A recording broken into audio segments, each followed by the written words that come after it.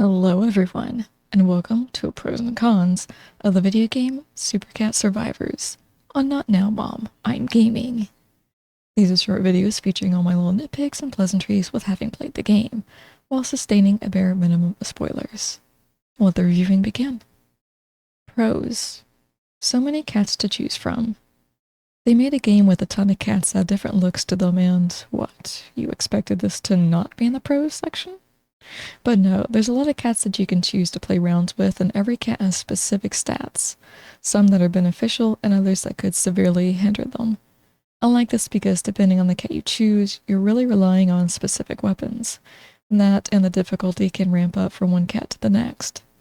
Just keep in mind, you'll have to unlock specific cats to actually play them. Endless mode. If 20 waves is too little for you to handle, and you want to see exactly how far you can continue your growth of invincibility as a weaponized kitty, there's an endless mode you can choose that'll just keep the waves coming. Different levels of difficulty. The levels of difficulty can be chosen at the bottom of the screen, where you pick your next cat to challenge the mobs with. I don't think they progress on their own. That is, the next difficulty is not automatically chosen, but each new level of difficulty unlocks once you complete the tier before it. There are 6 levels of difficulty in total. Cons. Small arena. As someone who hasn't played these kinds of games before, I have watched others play them, and I do know Vampire Survivors, I think is the name, became a huge deal. Most games like that want to have this open world arena where you just keep running around trying not to get cornered and die from a mass group of enemies. In this game, we're in a small arena. There's not a lot of room to roam.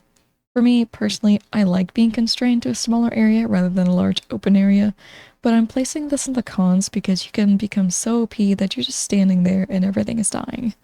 I feel like at some point when it happens round after round, the game becomes less fun. Sure, everything's dying and it's cool that you're getting all the loot, but it's become an idle game at this point when you're not doing anything. Don't these games have a focus on survival? And how is it survival when nothing ever touches you? Controller doesn't work with everything.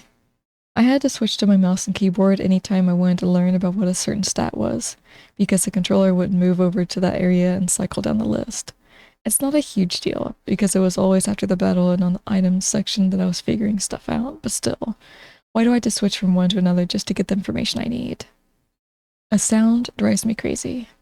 This sound is something that's also made by something in another game, but I can't for the life of me remember what it is, and it's driving me bonkers to hear it. Send help. I'm sorry. Bloop, bloop. I fucking know that sound.